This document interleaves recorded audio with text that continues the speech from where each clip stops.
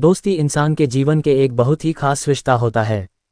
इंसान के जन्म होते ही उसके साथ कई रिश्ते जुड़ जाती है, पर दोस्ती का रिश्ता कोई भी इंसान खुद ही बनाता है।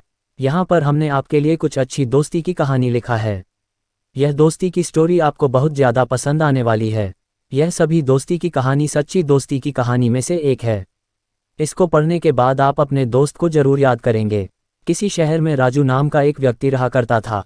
इसके पास बहुत ज़्यादा धन हुआ करता था। वह अपने पैसों को अपने दोस्तों पर खर्च करना पसंद किया करता था। राजू को यह पैसे उसके परिवार से मिला हुआ था। राजू ने खुद ही यह पैसे नहीं कमाए हुए थे, इसलिए वह अपने दोस्तों पर हद से ज़्यादा पैसा खर्च किया करता है। राजू के सारे दोस्त मतलबी थे। वह सभी राजू से पैसों के लिए दोस्ती किए हुए थे। राजू के दोस्तों में ही एक दोस्त था जिसका नाम विजय था। विजय को राजू के सभी दोस्त पसंद नहीं किया करते थे, क्योंकि दीपक काफ़ी ईमानदार था। वह राजू के पैसों को बर्बाद नहीं करता था।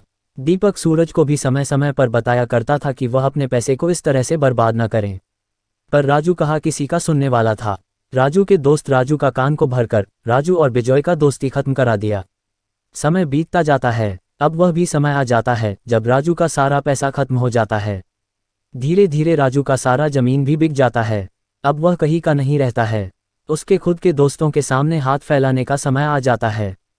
राजू अपने सारे दोस्तों के पास जाता है मदद के लिए। राजू के कुछ दोस्त साफ मदद करने के लिए मना कर देते हैं, तो वही कुछ राजू के दोस्त कोई मदद भी नहीं करते पर अपशब्द भी कह देते हैं। साथ ही राजू के कुछ ऐसे दोस्त भी थे जो कि राजू को पहचानने से भी मना कर देते हैं। अब राजू को विजय की कही बात याद आ जाती है। फिर वह वापस लौटता है।